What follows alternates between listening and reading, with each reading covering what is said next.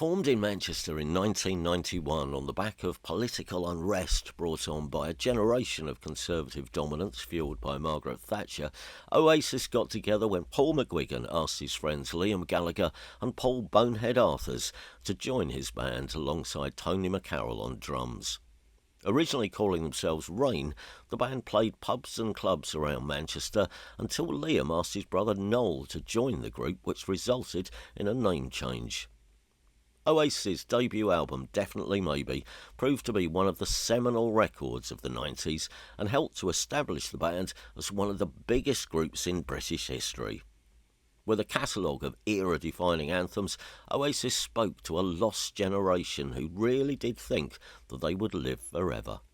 I'm Steve Lamack, and throughout the 90s I had a ringside seat to the drama, euphoria and controversy that surrounded these lower-class dreamers who defined a generation.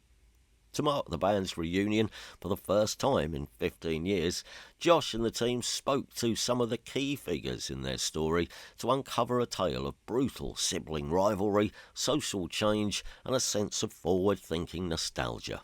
So, don't look back in anger. Let's say hello to the rock and roll star as we remember the legacy and phenomenon that was Oasis. Exclusively on Beyond the Title. Iconic musician and journalist John Robb is probably best known as the bassist and singer for the mid-1980s post-punk band The Membranes. Formed in 1977, The Membranes released several albums in the 1980s before splitting in 1990 when he formed Sensor Sound. Robb produced several bands and in the mid-1990s 2 singles by the Leicester three-piece Slinky and US punk band Done Lying Down, as well as Therapy and Corner Shop. His authority on popular culture has made him an obvious choice to make regular contributions to celebratory, retrospective TV documentaries surrounding pop culture. As part of Beyond the Title's Oasis season, I caught up with the veteran punk to talk eras, brothers and what the reunion really means to him. Ladies and gentlemen, Mr. John Robb. So far in this season, we've spoken to many people who have made their name from the Britpop sound. But as the frontman for the Membranes, who formed in 1977, and then Sensor Sound, you were around a long time before Britpop. So what sort of motivation was there during the 1980s to rebel against the classist society which Thatcher created?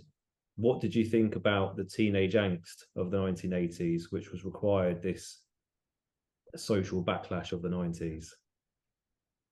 I think it's interesting, really, because pop, when you look back on it, pop culture always has so many different contexts, really, doesn't it? I mean, what was Britpop actually a rebellion against the class system? I mean, quite a lot of Britpop was actually quite middle class, although I guess the crux of Britpop was quite interesting, isn't it? The Blur v Oasis battle.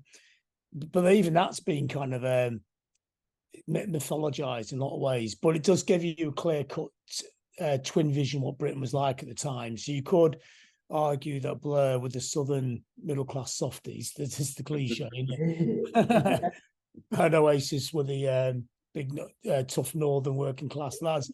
I mean, Noel Gallagher, when I interviewed him once, did give us a great quote. He said that the British music business had the stage set for Blur, and then we came along and they never forgave us, which you can see that going to this day.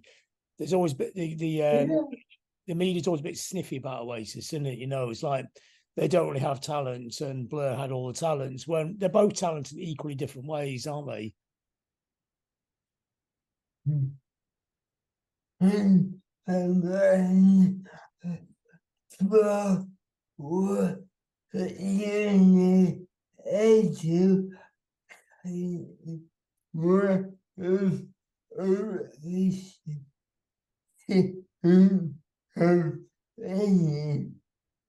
Josh said that Blur were uni educated